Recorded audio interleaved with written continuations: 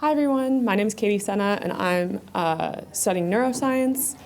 And basically my project was examining binge eating disorder through a mouse phenotype. So primarily we looked at two very closely related substrains of mice.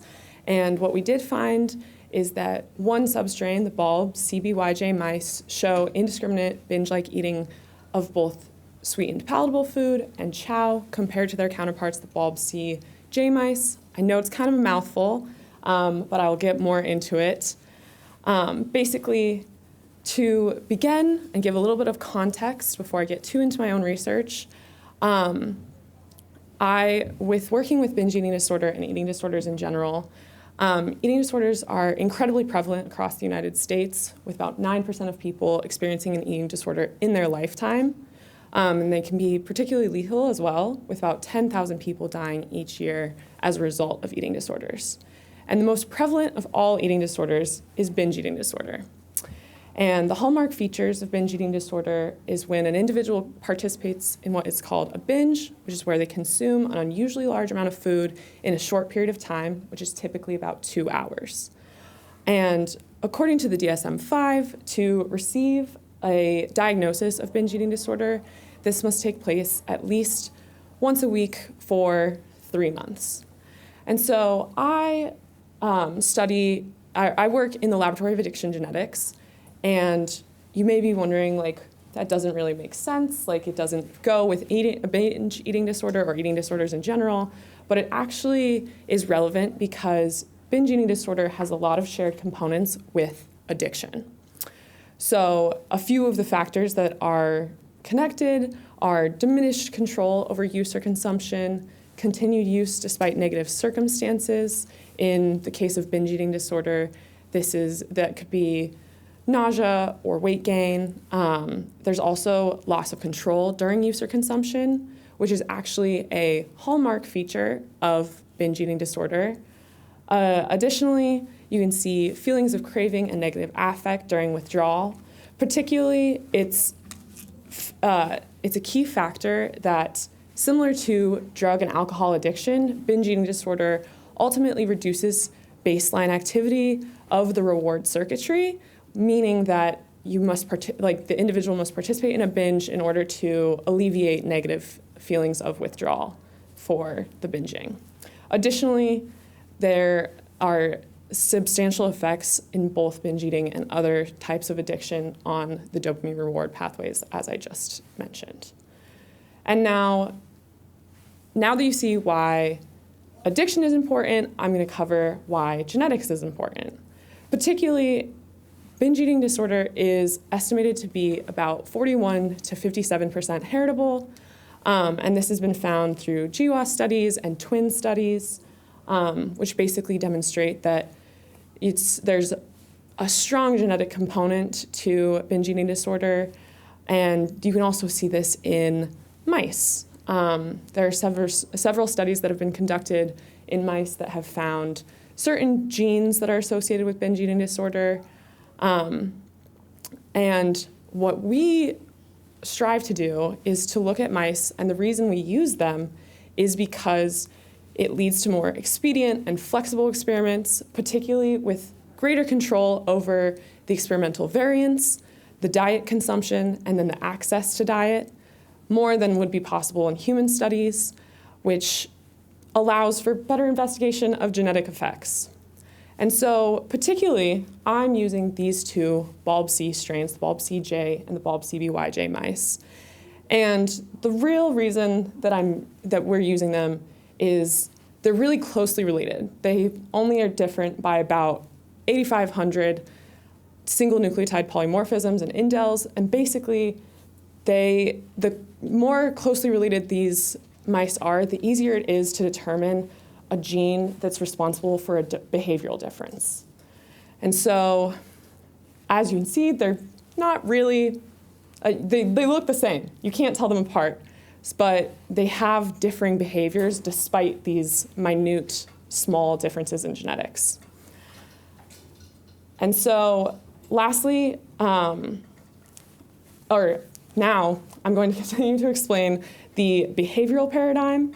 Particularly, before I get too deep into it, I want to talk about that chow, CH, is where the abbreviation is CH, and it is what we tried to use as a control food, where it was supposed to be similar to their home cage diet, and then we used palatable food, which you can see is PF, and that's mostly because palatable food is what's used, or what's considered to be consumed during a binge episode. And basically, we place these mice in a dark, sound attenuating chamber with a food bowl in the middle with the different types of food, either palatable food or chow, and they underwent a 3-week training period to basically get them to start consuming the food. And so half of the mice of each substrain received chow and half of them received palatable food. And then they underwent a period of extinction or forced abstinence where we left the food bowl in there, but we removed the food, basically just to see if they would still hang out near the food bowl, or and then see when we returned the food to them the following week, how much food they would binge on. So it's part of that, like, it's a period of forced abstinence, but we just take it away from them to see how much they desire the reward. And so basically what you'd expect to see, and what the BYJ, or the J mice, exhibit perfectly, is you expect to see an escalation of palatable food, which is that light blue line, and you see that the chow mice don't really increase their escalation because it's intended to be non-rewarding. And what we hope to see was a difference in palatable food consumption between the two substrains. And you can kind of see that it separates a little bit between the BYJ and the J mice, the light purple line and the light blue line, but overall, they're not significantly different. And so that was kind of a bummer. But what happened is that the BYJ mice actually consumed chow at the same rate as the palatable food mice of either substrain, which means that they inherently found this, what was intended to be a control substance, as rewarding as what was intended to be the rewarding substance. You can further see this in the summed food consumption, where the BYJ mice over all trials consumed almost the same amount of chow as the palatable food J mice. And basically, I'll get into this a little further, but they basically, what we determine this is a strong difference between the way that they experience the reward of the two different foods. Lastly, another test that we've conducted was light-dark testing, which is where there's the food in the center of the light side of the apparatus, and the mice have to come out from the dark in order to eat the food. And light is an actually very aversive stimuli to mice. They don't want to go out into the light, so it was basically a way of trying to get the mice to demonstrate their reward for the food to overcome a negative stimulus. And basically what we saw in this was that the BYJ mice actually spend more time in the light. And this could be the BYJ mice spend more time in the light regardless of the amount of, or regardless of the treatment they received, the diet. And basically this could be a result of the reward. However, what we think is going on is that the BYJ mice are actually a lot less anxious than the J mice. And so what we're seeing is an anxiety phenotype being perpetuated. But the biggest result we found was that the BYJ mice consume chow and palatable food in the same amount with the same escalation, whereas the J mice don't intend to consume the chow. And we think this might be a result of differences in impulsivity or in taste perception, meaning that the BYJ mice maybe taste a stronger difference between the chow and the palatable food, or going hand in hand with this is novelty preference, where perhaps the BYJ mice have a stronger desire for novelty since it's actually different from their home cage food. They want to binge either type of food just because it's different to them. But that's basically all I have for you, so I'll take your questions now.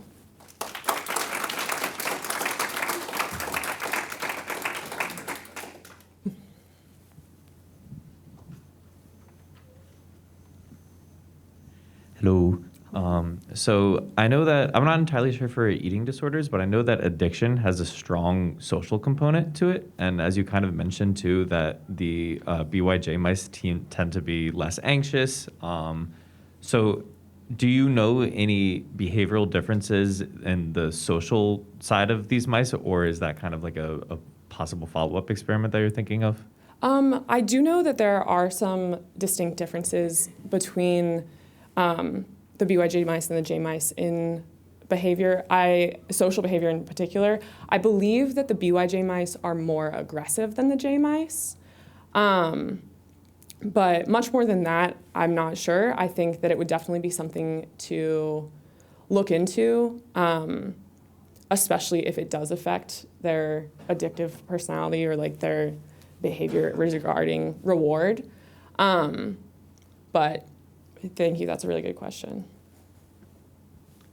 I have two questions, quick ones, I think. Do mice overeat in nature, in a state of nature? Normally, no, I believe. But what a lot of paradigms do that ours didn't is you can basically kind of starve the mice. You can reduce them to 85% of their like starting body weight, and then they're more likely to binge because they are don't have as much access to food.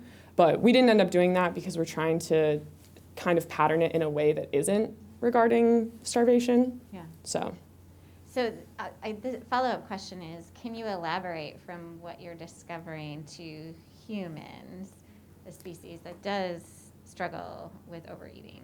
Potentially. I think that with regards to what it could be, whether it's impulsivity or novelty preference or taste perception, it would be really interesting to potentially determine a gene that's responsible for greater impulsivity, because that actually does play a strong role in binge eating disorder. A lot of treatment for binge eating disorder sometimes is ADHD medication, which is, they're both like impulsively originated. But I think that with regards to whichever type, whatever the result or like the cause of our differences, it definitely, I think it could be applicable to humans. Yeah.